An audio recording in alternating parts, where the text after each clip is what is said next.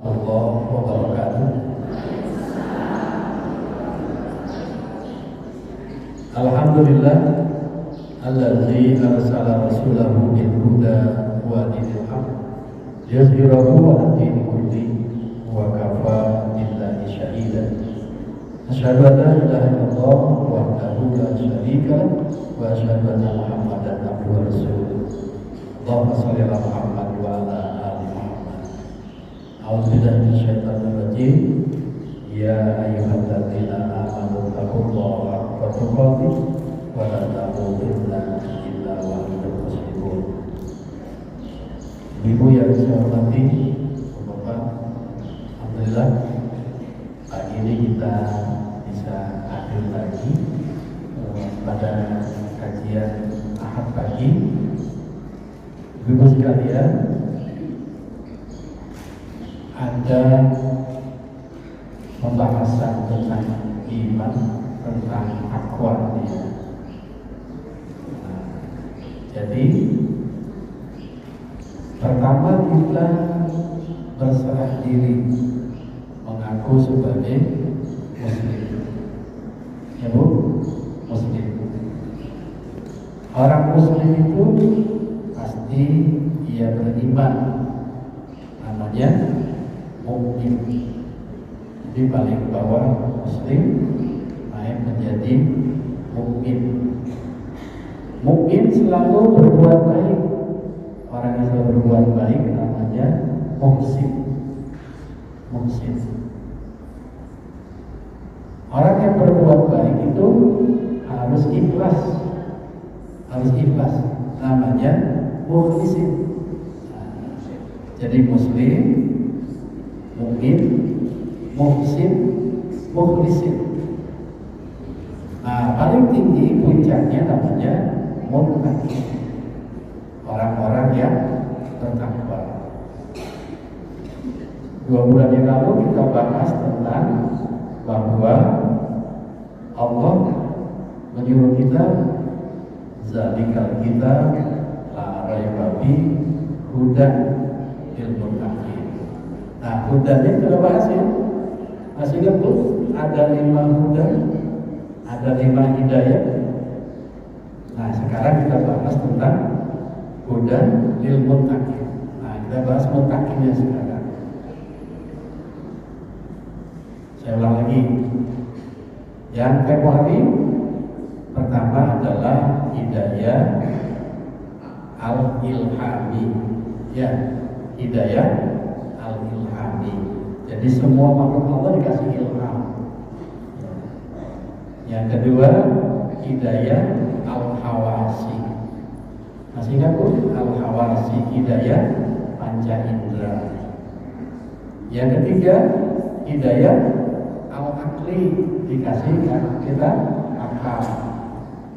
Yang keempat, hidayah al-adiyani, hidayah dalam bentuk agama. Dan yang kelima, hidayah at-taufiqi, pemahaman agama dan implementasi agama yang berbeda. Nah, sekarang kita lanjutkan.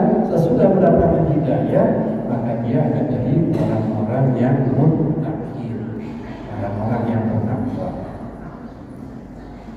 Nah, orang yang bertakwa. Sebalikannya itu dari iman juga berangkatnya. Orang yang ingkar kepada agama, orang yang ingkar pada keimanan disebut kufur. Ya, disebut kufur. Kemudian orang yang di bibirnya, di lisannya ngaku beriman, di hatinya tidak, namanya munafik. Orang yang ngaku beriman tapi imannya rusak, namanya fasik. Fasik itu orang yang imannya rusak, dicampur-campur antara yang hak dengan yang batil, campur-campur. Itu namanya fasik. Orang yang fasik.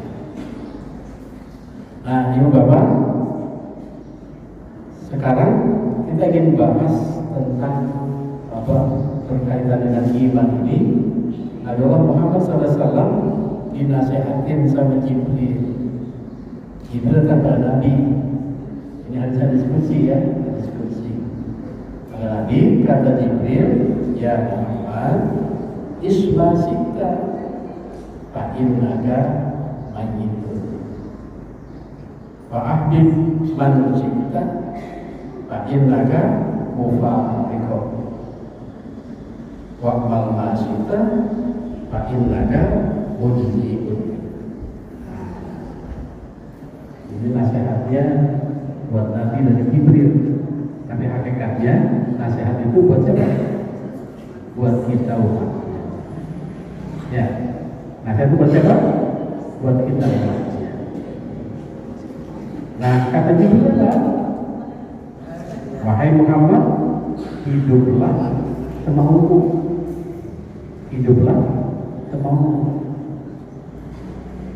Karena sesungguhnya engkau bakal mati. Kita boleh hidup semau kita, sekarangmu orang Jawa, tetapi ketahuilah bahwa kita bakalan mati. Yang kedua, cintailah orang yang kamu kehendaki, karena sesungguhnya engkau akan berpisah dengan orang yang engkau kasih.